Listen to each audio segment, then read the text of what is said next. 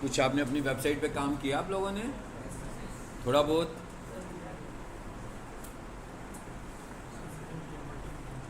हाँ, इतने हैरान हो रहे हैं हम। क्यों इतने हैरान हो रहे हैं? और किसी ने कुछ काम किया? प्रीवियस लेक्चर में मैंने कहा था ना कि इस वेबसाइट की ऑनरशिप बनाएं, इसका कंटेंट चेंज करें। मैंने कहा उस पर कुछ काम किया आप लोगों ने कि नहीं किया? किया? नेक्स्ट क्लास में हो तो मेरा ख्याल है कोई 60-70% वेबसाइट बनी होगी, है ना? क्योंकि वेबसाइट के अंदर इमेजेस थे, वेबसाइट के अंदर हेडिंग्स हैं, वेबसाइट के अंदर पैराग्राफ्स हैं, और वेबसाइट के अंदर क्या है, हाइपरलिंक्स हैं। ये सब चीज़ें हमने इंडिविजुअली देख ली हुई हैं, ठीक है? अब ज़रा यूँ करते हैं, स्टेप फॉरवर्ड करते हैं। और एग्जैक्टली जब हम किसी वेबसाइट की एसईओ करते हैं तो हमारा स्टार्टअप कहाँ से होता है? यानी अब हम ये सपोज करके भाई हमारे पास अगर कोई वेबसाइट आएगी तो हम उसे मैनिपुलेट कर सकते हैं, हम उस पर काम कर सकते हैं। तो एसईओ का प्रोसेस कहाँ से शुरू करते हैं? ये जितना कुछ अभी तक हमने पढ़ा ये सब इसलिए पढ़ रहे थे कि भाई अगर हमें वेबसाइट पे काम करना नहीं आएगा, वेबसाइट को एडिट करना नहीं आएगा, तो हम एसईओ को इम्प्लीमेंट किस तरह करेंगे, ठीक है? लेकिन एसईओ का जो पहला फेज़ है दैट इज़ कीवर्ड रिसर्च। मतलब सबसे पहले हमें क्या करना है, हमें अपनी वेबसाइट को आइडेंटिफाई करना है कि लोग ऐसी कौन सी सर्चेज हैं जो लिखते हैं तो हम चाहते हैं कि हमारी वेबसाइट आ जाए।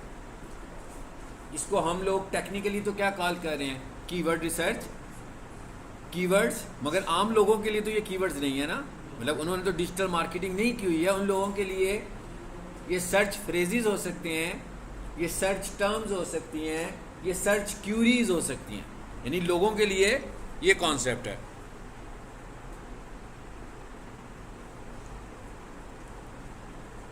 व्हाट्सएप चैनल के ऊपर मैंने आपको एक ड्राइव का लिंक दिया हुआ है, उसमें बहुत सारा डाटा है और उसमें एक जिप फोल्डर बना होगा एसईओ का। उसे अगर आप डाउनलोड कर लेंगे तो वो पीडीएफ फाइल्स होंगी जो कि हम शायद डिस्कस जब मैं खोला करूँगा तो उन्हीं फाइलों में से कोई फाइल खुलेगी। तो आप उसे डाउनलोड, आई होप कुछ ने कर भी लिया होगा।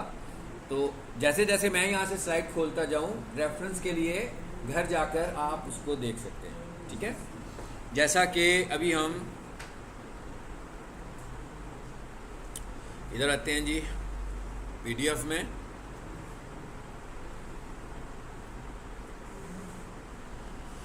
और यहाँ से हम पहली बात करने वाले हैं कीवर्ड रिसर्च के मुतालिक।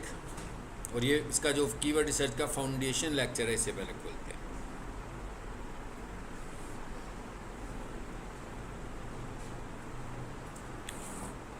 मतलब हम किसे कीवर्ड्स बोल रहे हैं आपको पता लग गया?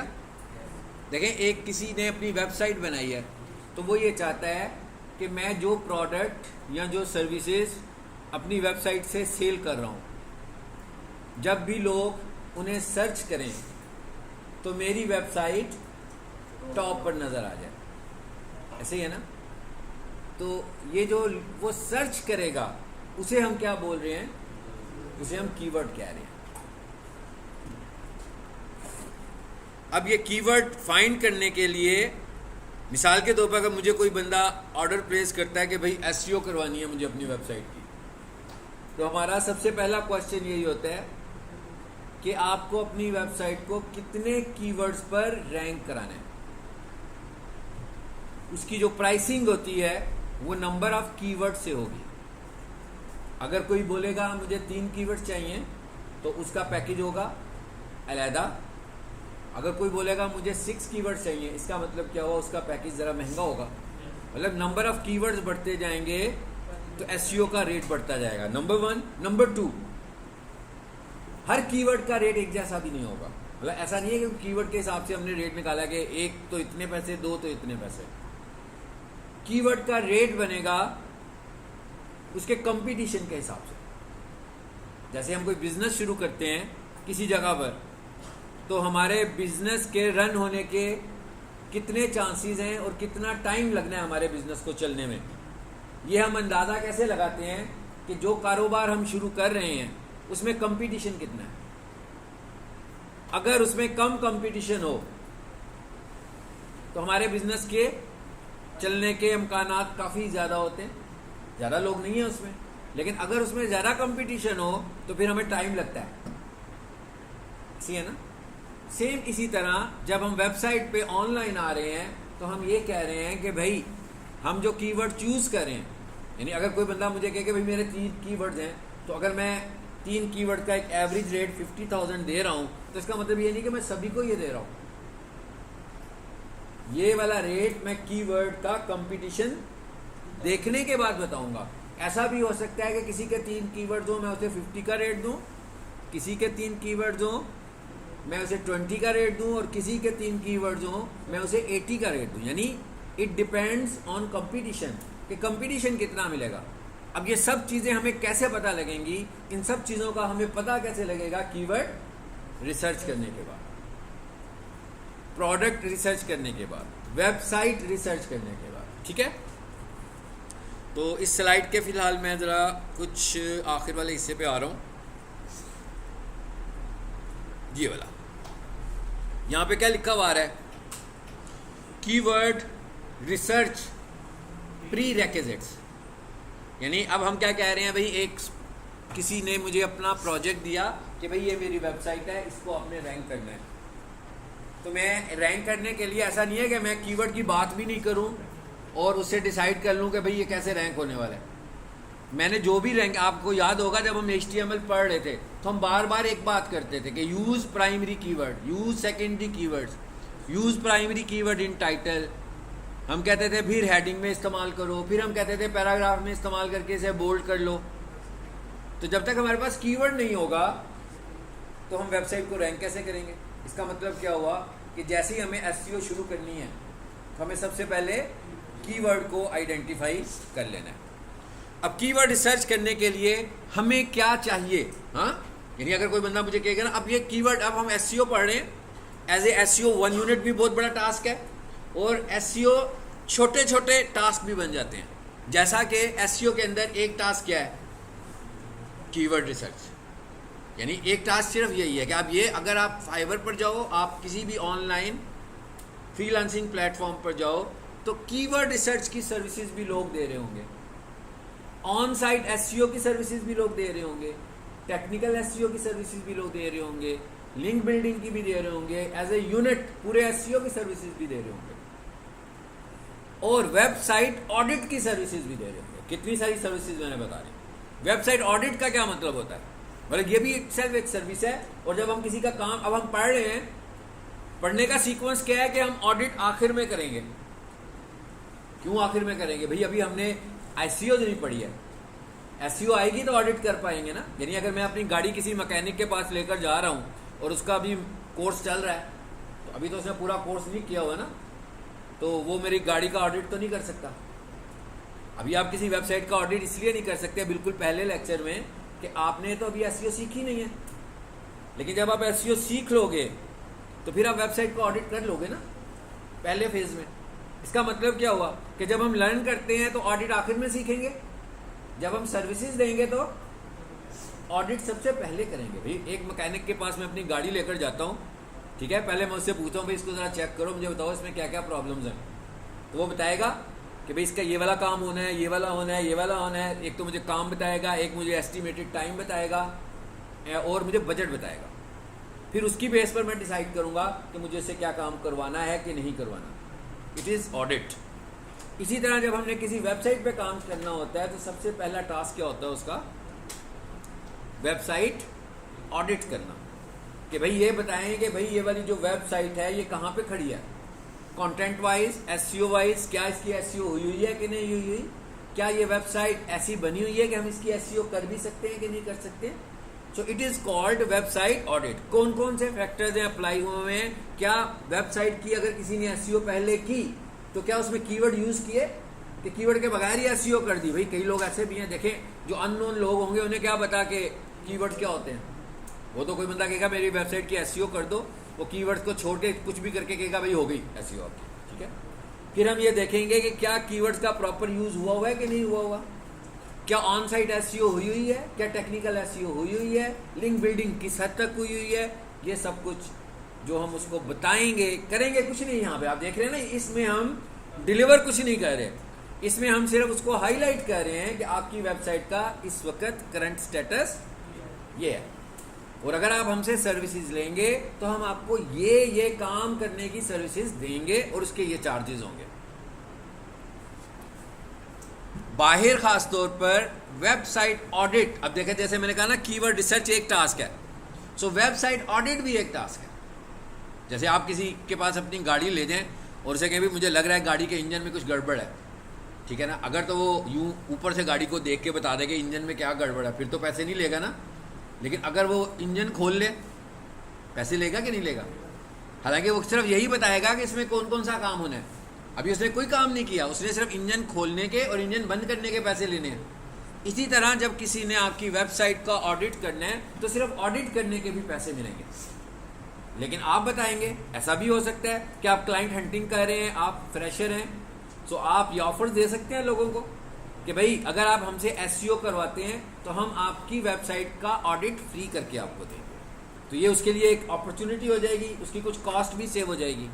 आप ये भी कह सकते हैं आप हमसे पूरी एसईओ करवाएं, इसमें कीवर्ड रिसर्च हम आपको फ्री करके देंगे। हालांकि keyword research is the part of SEO और कीवर्ड रिसर्च पे बहुत ज़्यादा टाइम की ज़रूरत है, क्योंकि ये बैकबोन है किसी भी वेबसाइट के। अगर आपके कीवर्ड सही तरीके से सिलेक्ट नहीं हुए तो आप जितना मर्जी जोर लगा लें, स्क्रीन पे आपके गूगल पे रिजल्ट्स तो नहीं आने वाले।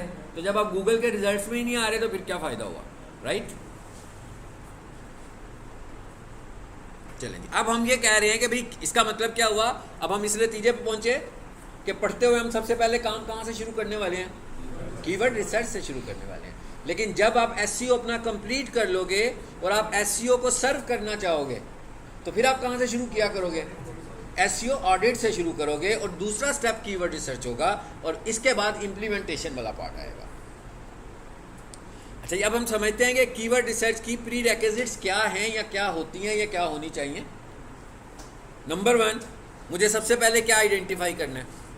Business type. भाई जिसकी मैं कीवर्ड्स फाइंड करना चाहता हूँ, मुझे पहले ये तो पता लग गया ना वो वेबसाइट का बिजनेस क्या है। किस एजुकेशन की वेबसाइट है, फर्नीचर की वेबसाइट है, रेस्टोरेंट है, कोई फूड सेटअप है, क्या है भाई वो, या कोई कमर्शियल फैक्ट्री है जो चीज़ें बनाती है। तो मुझे सबसे पहले आइडेंटिफाई करना है उनकी बिजनेस को। अगर हम मॉडल जहन में ले आए पीक सॉल्यूशन का थोड़ी देर के लिए, तो बिजनेस टाइप क्या बनेगी? एजुकेशन। बिजनेस टाइप क्या बनेगी? एजुकेशन बनेगी, कोर्सेज नहीं बनेगी। कंप्यूटर कोर्सेज तो इसकी आगे से टाइप है ना कि इसके अंदर हो क्या रहा है। अब एजुकेशन के अंदर बहुत कुछ हो रहा है भाई। कहता है भाई आपकी इस बिजनेस में, बिजनेस नेचर में आपके पास प्रोडक्ट्स कौन सी हैं। जैसे मैं कहूँ ना फर्नीचर बिजनेस टाइप है, तो डाइनिंग टेबल भी बनाते हैं, कॉलेज की चेयर्स भी बनाते हैं, ठीक है, और मुख्तलिफ किस्म का फर्नीचर बना रहे हैं, ठीक है, सोफ़ा सेट के स्ट्रक्चर्स भी बनाते हैं। तो ये इनकी क्या हो गई? Product types. एक है बिजनेस टाइप और एक है प्रोडक्ट टाइप। अब मुझे पता लग गया भाई इनकी बिजनेस लाइन क्या है, इनकी प्रोडक्ट्स क्या हैं। अब तीसरी इंपॉर्टेंट चीज़ क्या है कि इन्होंने बेचना कहाँ पे है। अब मिसाल के तौर पर भाई वेबसाइट की एसईओ मैं कर रहा हूँ और मेरा जो क्लाइंट है वो चीज़ें बेच रहा है पाकिस्तान में, और मैं ध्यान ही नहीं रखता और मैं सारी टारगेटिंग ग्लोबली कर देता हूँ। तो इसका मतलब क्या हुआ? क्यूरीज कनाडा से भी जनरेट हो जाएंगी, बांग्लादेश से भी हो जाएंगी, दुबई से भी हो जाएंगी। तो जब कॉल्स आएंगी, लीड्स आएंगी तो कहेंगे भाई हम तो यहाँ पर सर्विसेज नहीं देते, तो रॉन्ग क्यूरीज जनरेट हो गई, सही जगह पर तो नहीं गए। तो इसका मतलब क्या हुआ कि हमें ये भी समझना है कि उनका टेरिटरी कौन सी है जहाँ पर वो सर्व करते हैं। और तीसरे नंबर पर इंपॉर्टेंट चीज़ भाई वो तो सभी को पता है ना, वेबसाइट भी आई। ये तो नहीं है कि किसी ने वेबसाइट ही नहीं बनवाई और आपके पास आ गया एसईओ करवाने के लिए कि भाई मेरी एसईओ कर दो, तो क्या आप वेब पूछें उसकी आपकी वेबसाइट क्या क्या नाम है, तो आपको कहे नहीं अभी तो मैंने लेनी है, अभी तो नहीं ली। ऐसा भी होता है, मतलब ऐसा नहीं है कि ऐसा नहीं हो सकता। ऐसा इस तरह हो सकता है कि कोई बड़ा समझदार किस्म का बिजनेसमैन है तो वो चाहता है कि सब कुछ इकट्ठा कराऊं मैं। देखें, अगर तो पहले वेबसाइट बना के रख छोड़ेगा और एसईओ को कंसीडर ही नहीं किया होगा उसने, इसका मतलब क्या हुआ कि जब एसईओ एक्सपर्ट के पास वेबसाइट आएगी तो वो कहेगा भैया आपकी वेबसाइट का कंटेंट तो ठीक नहीं है, ये तो एसईओ के हवाले से बहुत वीक है।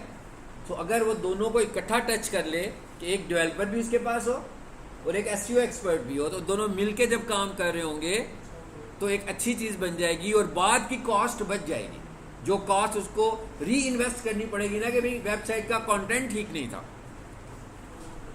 सो ये तो अभी हमें समझ में आ गया। इसका मतलब क्या हुआ कि हमें ये मॉडल समझना होता है पहले। मतलब अगर आप जब ये वाला मेरा टॉपिक छोटा सा कम कंप्लीट कर लें, कीवर्ड रिसर्च, और आप चाहें किसी को सर्व करना, आप ही के किसी दोस्त की वेबसाइट हो, तो आप कहें भाई चलो मैं क्यों कीवर्ड रिसर्च तो करके दूं, तो इसका मतलब क्या हुआ, सबसे पहले आप कहाँ से करना शुरू करोगे बात को, ये बातें आपको पहले समझनी है कि उनके बिजनेस टाइप क्या है, उनकी प्रोडक्ट टाइप क्या है, किस लोकेशन पे सर्व कर रहे हैं, और वेबसाइट कौन सी।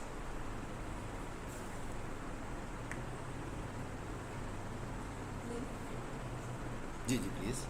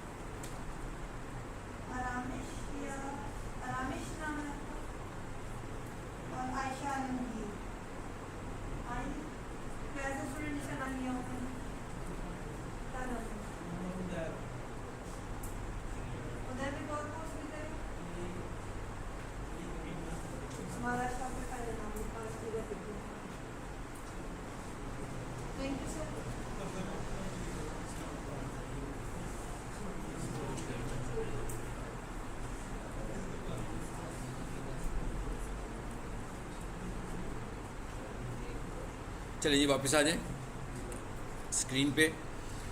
ये पहला पार्ट समझ में आ गया कहाँ से हमें शुरू करना है। दूसरी चीज़ क्या है, अब हम ज़रा समझना चाह रहे हैं कीवर्ड्स को। भाई सारा काम तो कीवर्ड्स का ही है ना।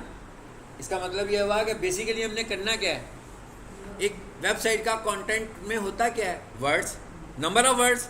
उन नंबर ऑफ वर्ड्स को ही हम कीवर्ड्स बोल रहे हैं ना।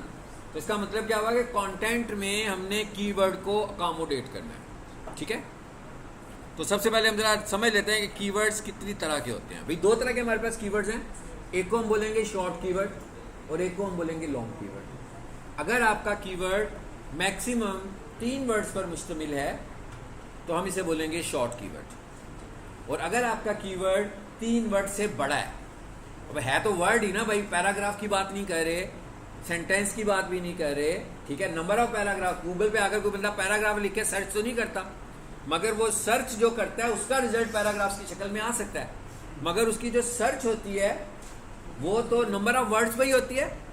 सो गूगल हमें कह रहा है कि भाई सर्च 2 तरह की है। पहली सर्च 3 वर्ड्स तक, दूसरी सर्च 3 वर्ड से बड़ी, मतलब 5 वर्ड्स हो गए भाई, 7 वर्ड्स हो गए, है ना। इसकी एग्जाम्पल,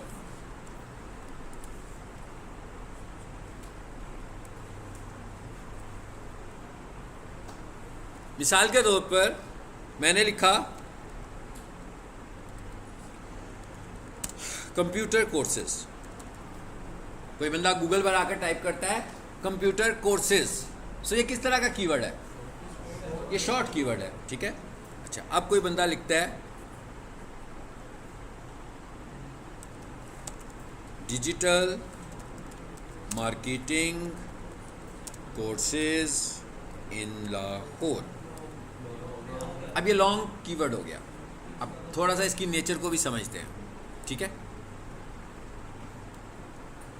आपको अगर कोई बात मुख्तसर बताई जाए तो वो ज़्यादा अंडरस्टैंडेबल है कि ज़रा थोड़ी सी डिटेल से बताई जाए तो ज़्यादा अंडरस्टैंडेबल है, डिटेल से बताई जाए तो ज़्यादा अंडरस्टैंडेबल। इसका मतलब क्या हुआ कि जब हमने पहली सर्च क्यूरी लिखी, अब दो चीज़ों को हमने इकट्ठा समझना है। जब हमने पहली क्यूरी लिखी कंप्यूटर कोर्सेज, दो वर्ड्स हैं, शॉर्ट क्यूरी है। कंप्यूटर कोर्सेज में तो बहुत सारी वैरायटी है। इसका मतलब क्या हुआ, बात समझ में तो नहीं आई। गूगल को लगा कि डिजिटल मार्केटिंग भी हो सकता है, गूगल को लगा एक्सेल भी हो सकता है, गूगल को लगा कोई डाटाबेस का कोर्स भी हो सकता है। भाई मुख्तलिफ कोर्सेज हो सकते हैं। गूगल को लग रहा है कि ये कोई भी कोर्स हो सकता है, ये कोई सा भी कोर्स हो सकता है, ये गूगल को फील हो रहा है। ऐसे ही है ना। इसका मतलब क्या हुआ, ये जो पॉइंट मैं कह रहा हूं, कंप्यूटर कोर्सेज की सर्चेज की तादाद काफ़ी होगी। क्या ख्याल है? जैसे इसकी एग्जांपल हम ले लेते हैं ना, कोई बंदा पार्क व्हील पर चला जाता है गाड़ी खरीदना, ठीक है, और सिर्फ गाड़ी का नाम और मॉडल लिख दे, तो पार्क व्हील तो मुख्तलिफ शहरों में सर्व कर रहे हैं, लेकिन आपको तो किसी एक ख़ास शहर से गाड़ी देखनी है, लेकिन सर्चेज तो बहुत सारी आएंगी। आप बड़े खुश होंगे भाई इतनी सारी गाड़ियाँ, आप तो कोई ना कोई मिल ही जाएगी, है ना। तो जब आपको एक गाड़ी पसंद आएगी तो आप देखेंगे कि वो वाली गाड़ी जो है ना वो एबटाबाद है, आपको देखने के लिए ना उसे एबटाबाद जाना पड़ेगा। अब गड़बड़ हो गई ना। तो अगर हमारी सर्च क्यूरी में हमारा शहर शामिल होता तो गाड़ियाँ फिर भी आती, लेकिन फिर क्या होता, सर्च क्यूरीज की तादाद एकदम से कम हो जाती। तो इसका मतलब क्या हुआ कि शॉर्ट कीवर्ड पर, मतलब एक रिजल्ट क्या निकला कि शॉर्ट कीवर्ड पर सर्चेज एक्स्ट्रा ऑर्डिनरी ज़्यादा आएंगी। नंबर 2, शॉर्ट कीवर्ड क्लियर नहीं है, ये भी पता लग गया, दो बातें पता लगी।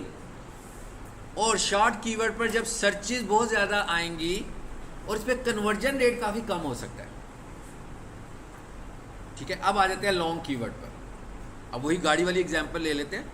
किसी ने लिख दिया गाड़ी के मॉडल के नाम के आगे इन लाहौर, तो एकदम से क्या हुआ, सर्चेज काफ़ी बहुत ज़्यादा रिड्यूस हो गई। कंपटीशन ऊपर वाले में क्या हुआ, कंपटीशन ज़्यादा हुआ, ऊपर वाले में कंपटीशन बहुत ज़्यादा हुआ, नीचे वाले में आकर कंपटीशन एकदम से, भाई वो पूरे पाकिस्तान का कंपटीशन ख़त्म हुआ और लाहौर के कंपटीशन में कन्वर्ट हो गया। तो इसका मतलब क्या हुआ, कंपटीशन तो कम हो गया लॉन्ग कीवर्ड में। लॉन्ग कीवर्ड को हम लॉन्ग टेल कीवर्ड भी कहते हैं, ठीक है। अच्छा, अब हमें ये पता लगा कि जो लॉन्ग कीवर्ड था उस पर सर्चेज कम है, कंपटीशन भी कम है, but at the same time conversion बहुत ज़्यादा है, क्योंकि हमने लाहौर लिखा, लाहौर के लोगों को जब गाड़ी खरीदनी होगी वो तो रब्ता करेंगे, लेकिन कम सर्चेज हुई, कन्वर्जन रेट हाई हो गया। अब आप मुझे बताएं, ज़्यादा सर्चेज हों और कन्वर्जन रेट कम हो कि कम सर्चेज हों और कन्वर्जन रेट हाई हो, बेहतर ऑप्शन कौन सा है? जिसमें कन्वर्जन रेट हाई हो, यानी कन्वर्जन रेट का मतलब है कि बिजनेस आ रहा है, भाई चीज़ें सेल हो रही हैं, बिकने लगी हुई हैं। तो इसका मतलब क्या हुआ, और एक और चीज़, एक और फैक्टर देखा हमने, क्या कि कंपटीशन किस में ज़्यादा था, शॉर्ट कीवर्ड में। लॉन्ग कीवर्ड में कंपटीशन कम था। ओके, इसका मतलब क्या हुआ कि शॉर्ट कीवर्ड को रैंक होने में टाइम बहुत ज़्यादा लग जाएगा, मगर लॉन्ग टेल कीवर्ड को जल्दी रैंक हो जाएगा। इवन आप समझ लो 1.5 से 2 माह में रैंक हो सकता है, जबकि आमतौर पर हम 3 से 4 माह का कम से कम टाइम पीरियड लेते हैं लो कंपटीशन पर। हाई कंपटीशन पर हम 6 माह का भी ले सकते हैं, साल का भी ले सकते हैं, ठीक है। और एक और इम्पॉर्टेंट बात क्या है,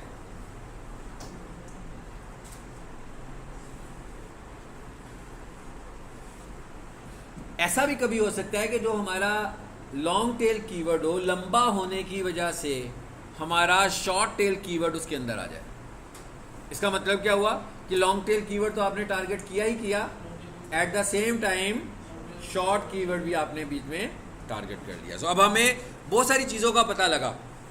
number 1, number of searches, number 2 competition, and number 3 conversion. मैं कह नंबर 3 कन्वर्जन, मतलब ये 3 चीज़ों का हमें पता लगा। ये 3 चीज़ें ही इंपॉर्टेंट हैं कीवर्ड रिसर्च करने में। हमें चेक करना है कि सर्चेज ज़्यादा हैं।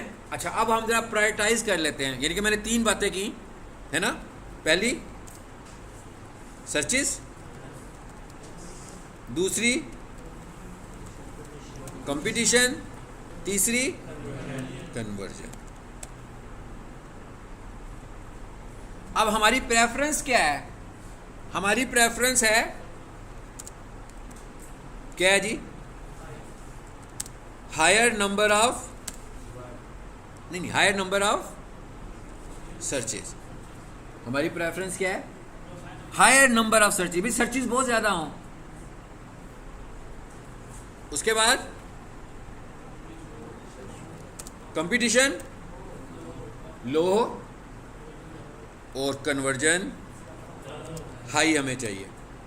अच्छा, अब सर्चेज कितनी आ रही हैं भाई, ये तो हम अंदाजा लगा, कन्वर्जन का तो नहीं ना पता लगा सकते, कन्वर्जन तो जब होगी तब पता लगेगा।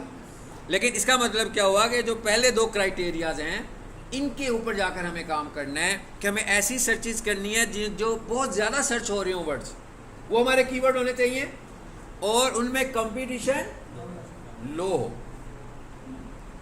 अब ये एनालिसिस करने के लिए हमें कुछ टूल की ज़रूरत पड़ेगी। अभी हम आगे जाकर देखेंगे भाई गूगल कीवर्ड प्लानर, ठीक है, सैमरश, मॉज, उबरसजेस्ट, ये सारे टूल्स के मैंने नाम ले लिए। इनमें से उबरसजेस्ट पेड,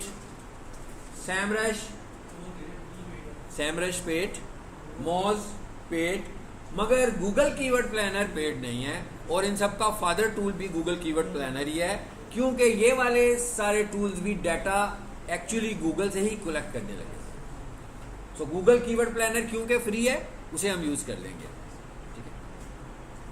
और अब आप लोगों ने एक काम और करना है, बॉयज और गर्ल्स अलग अलग करेंगी कि आपके पास किसी के पास गूगल कीवर्ड प्लानर नहीं होगा।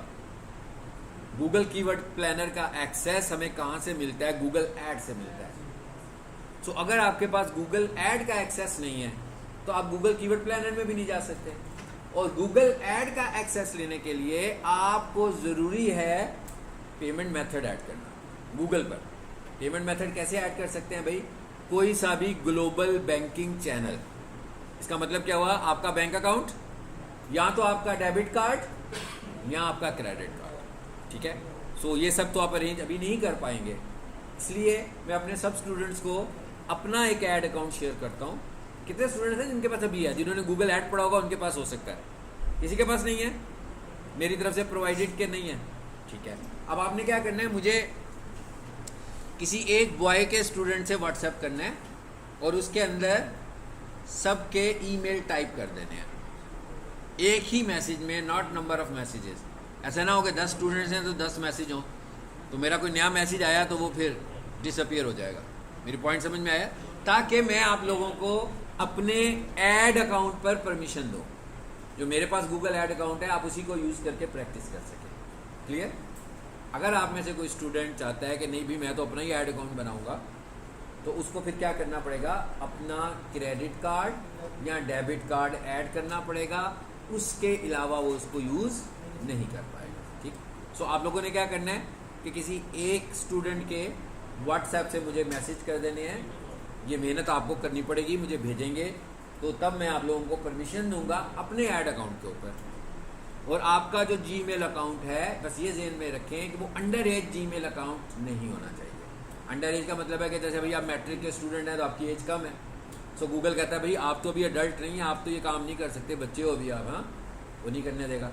बाद में अगर आप अपना जीमेल चेंज करोगे, एज चेंज करोगे, फिर भी नहीं करने देगा, फिर आपको नया ही जीमेल चाहिए होगा। क्योंकि जब आप अपनी एज को बदलते हैं जीमेल पे आकर, तो वो कहते हैं हाँ भाई आपका आईडी कार्ड कहाँ पर है, वो जरा अपलोड करो, मैं देख लूँ कि आप बड़े हो गए हैं कि अभी भी छोटे ही हैं, ठीक है। इसलिए अगर आपके ईमेल पुराने हैं, जो अंडर एज ईमेल हैं, जिसमें आपकी एज अभी लेस देन 20 शो हो रही है, तो आप उससे गूगल ऐड यूज़ नहीं कर पाएंगे। इवन मैं आपको परमिशन दूंगा तो भी नहीं यूज़ कर पाएंगे। तो अगर जिसके अंडर एज जीमेल्स हैं, पहले अपने जीमेल ओवर 20 ईयर्स वाले बनाएं और वो जीमेल्स आपने शेयर करने हैं। इसके अलावा आपके जीमेल अकाउंट पर 2 स्टेप वेरिफिकेशन भी होनी चाहिए, क्योंकि गूगल ये कहता है कि भाई आप अपना पेमेंट मेथड ऐड कर रहे हैं तो अब आपके पैसों की हिफाजत करना मेरी जिम्मेदारी है। भाई आप अपना क्रेडिट कार्ड ऐड कर रहे हो, तो आप अपने अकाउंट को पहले सिक्योर कर लो। यानी आप जब भी लॉगिन किया करेंगे आपको एक कोड आएगा जिससे वो वेरीफाई करेगा कि ये आप ही है ना, कोई दूसरा बंदा तो नहीं आ रहा आपके अकाउंट में, हैकर तो नहीं है कोई। तो ये 2 चीज़ें आपके अकाउंट में होंगी तो आप गूगल ऐड अकाउंट को यूज़ कर सकते हैं। अभी हमने अगले 1-2 लेसन में कीवर्ड रिसर्च पढ़नी है। किसी के हैं ऐसे अकाउंट जिनके अंडर एज अकाउंट है कि सभी के अंडर एज अकाउंट है? काफ़ी सारे मैट्रिक स्टूडेंट्स हैं ना, है ना? तो आपकी एज तो लेस देन 20 शो हो रही होगी। इसका मतलब है कि आप उस पर ये ऐड अकाउंट यूज़ नहीं कर सकते। आपको या तो घर के किसी और बंदे का ईमेल यूज़ करना पड़ेगा या नया ईमेल बनाना है जिसमें आपने अपनी एज को 20+ शो करना है। आप अपने अकाउंट की एज को चेंज करोगे तो गूगल एक्सेप्ट नहीं करेगा, आप फंसे रहेंगे, लगे रहेंगे इसी काम पर, ठीक है? सो नया जीमेल बना लें, कोई बात नहीं है, आपका सेकंड जीमेल है, उसे कोई इतराज़ नहीं होगा बनाने पे, ठीक है? इसी तरह जब आपका जीमेल बन जाएगा आपको उस पर 2 स्टेप वेरिफिकेशन भी करनी है। जब ये दोनों चीज़ें अप्लाई हो जाएंगी तो आप ऐड अकाउंट यूज़ कर सकते हैं, ठीक है? सो अगर तो आपके अंडर एज जीमेल्स नहीं हैं, और जिन लोगों के नहीं हैं उनका डाटा बेशक मुझे भेज दें ताकि मैं उन्हें राइट्स दे दूँगा, ठीक है? और जिनके अभी अंडर एज हैं वो एक दिन लेकर अपने नए जीमेल बनाएं घर जाके, ठीक है? और फिर वो एक मैसेज में मुझे अपने जीमेल्स भेज दें, क्योंकि अगर आपने प्रैक्टिस करनी है तो आपको ऐड अकाउंट यूज़ करना पड़ेगा, नहीं तो सिर्फ आप क्लासरूम सेशन ही करेंगे, प्रैक्टिस नहीं कर पाएंगे, राइट? चलो जी, क्लियर हो गया? ये पॉइंट समझ में आ गया जो अभी हमने बात की है? किसी ने 6:30 का टाइम तो नहीं दिया होता घर वालों को पिकअप के लिए, या 6:30 पे किसी की दूसरी क्लास तो नहीं शुरू होनी? नहीं होती मेरा ख्याल है, ऐसी है ना? थोड़ी सी क्लास लंबी कर लूँ, मैंने कहा थोड़ी सी लेट शुरू की है ना जब हमने। ओके, आ जाए जी वापस। क्या हुआ? आप गलती से आ गए हैं? अच्छा, अब ये देखिए, ज़रा नीचे कुछ फीचर्स भी लिखे हुए आ रहे हैं।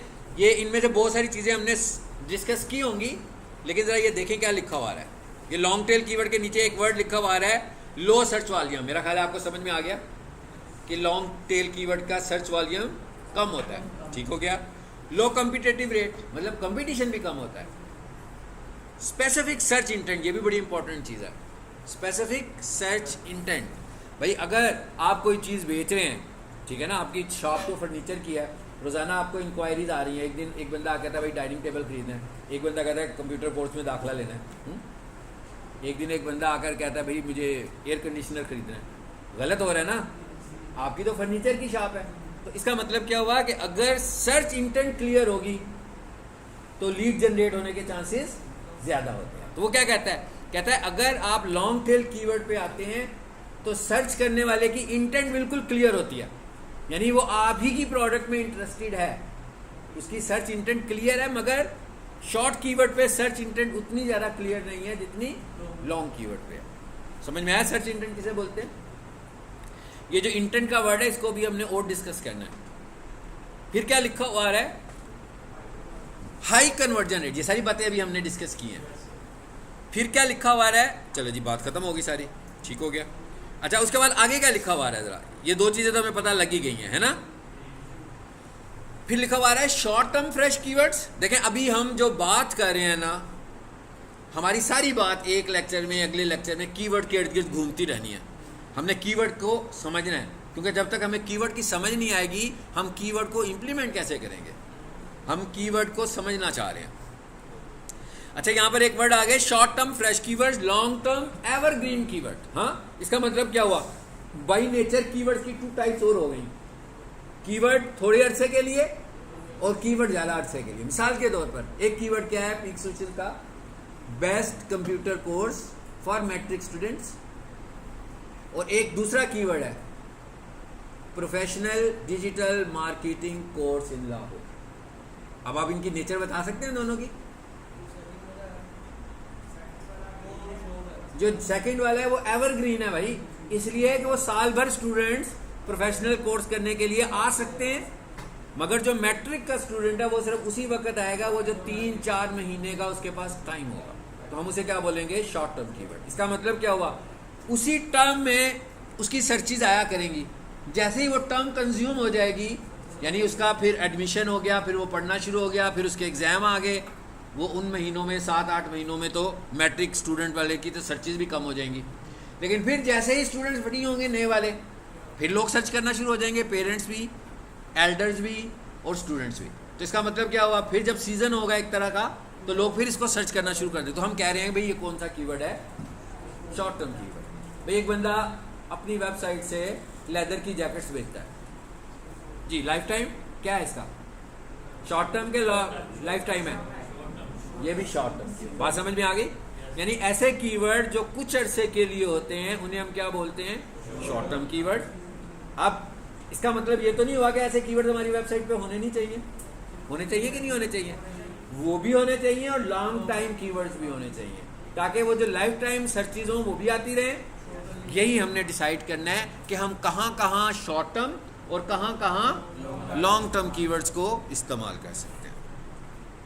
चलो और आगे आ जाते हैं थोड़ा सा। फिर क्या आ गया? प्रोडक्ट। अच्छा, कई लोगों के जहन में है कि भाई वेबसाइट्स होती हैं दो तरह की, ई कॉमर्स और स्टैटिक वेबसाइट्स। जैसे पीक सॉल्यूशन की वेबसाइट है, इसे हम कह सकते हैं कि स्टैटिक वेबसाइट है कि लोग पीक सॉल्यूशन की वेबसाइट पर आते हैं, इंफॉर्मेशन लेते हैं, व्हाट्सएप पे क्लिक करेंगे या कॉन्टैक्ट अस पे क्लिक करके रब्ता करेंगे। एक वेबसाइट दराज की है, लोगों को माउस खरीदने, दराज की वेबसाइट पे जाएंगे, माउस की डिस्क्रिप्शन पढ़ेंगे, स्पेसिफिकेशन पढ़ेंगे, प्राइस देखेंगे, सूट करेगी तो ऐड टू कार्ट करेंगे। ये ई कॉमर्स टाइप की वेबसाइट है। कई लोगों के जहन में ये कन्फ्यूजन है कि भाई जो ई कॉमर्स टाइप की वेबसाइट होती है उसके कीवर्ड्स की साइंस ही और है, और जो दूसरी वेबसाइट है उसके कीवर्ड्स ऐसे होते हैं। शायद ई कॉमर्स की एसईओ नहीं होती, बस वेबसाइट बनाई और चला दी, ऐसा नहीं है। हम जो साइंस पढ़ रहे हैं ये दोनों के लिए इक्वली इम्प्लीमेंटेबल है। जितनी इम्प्लीमेंटेबल ये एक स्टैटिक साइट पर है उतनी ही ये एक ई कॉमर्स साइट पर भी है। इसीलिए हम यहाँ पर एक और चीज़ देखने जा रहे हैं, और वो क्या है? Product defining keyword. इसका मतलब क्या हुआ? मैं माउस बेच रहा हूँ, अब मेरे कीवर्ड्स क्या होंगे? देखिए, मेरा एक पेज है भाई, मेरी एक शॉप है जहाँ पर मेरे पास बेचने के लिए 10 चीज़ें हैं, 50 चीज़ें हैं, 100 हैं, 1000 हैं। लेकिन जब मैं माउस बेच रहा हूँगा तो एट द सेम टाइम मैं दूसरी चीज़ तो बेच नहीं रहूँगा। जैसे हम कहते हैं ना, शॉर्ट कंप्यूटर कोर्सेज और डिजिटल मार्केटिंग कंप्यूटर कोर्स, अलग-अलग बात हो गई ना। वो हम कर सकते हैं इस तरह के स्टैंडर्ड कीवर्ड्स। लेकिन एक ई कॉमर्स की वेबसाइट पे हम अगर माउस बेच रहे हैं तो माउस के कीवर्ड्स होंगे।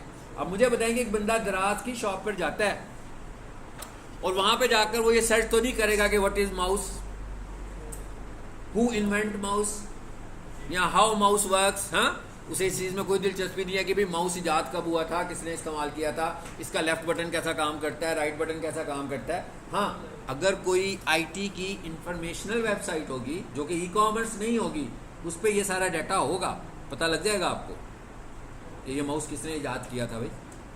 लेकिन जो दराज पर आएगा उसको तो माउस चाहिए, वो ज़्यादा से ज़्यादा कहेगा वायर्ड माउस या वाईफाई माउस या ब्लूटूथ माउस, ठीक है, या चार्जेबल माउस, ऐसे ही है ना, यही चीज़ें लिखेगा ना। तो उसके सामने माउसेज आएंगे, पसंद करेगा, ऐड टू कार्ट करेगा, परचेज। तो इसका मतलब क्या हुआ कि आपको अब चाहिए कौन से कीवर्ड्स? Product defining keyword. अब हमें अपनी प्रोडक्ट्स को डिफाइन करना है कीवर्ड्स में। फीचर वाइज फीचर होंगे ना, जैसे मिसाल के तौर पर आप क्या लिखोगे? Wifi mouse prices in Lahore, ऐसे ही है। तो इसके ऊपर कोई आईटी की इंफॉर्मेशनल वेबसाइट तो नहीं खुलेगी कि भाई ये माउस कब इजाद हुआ था।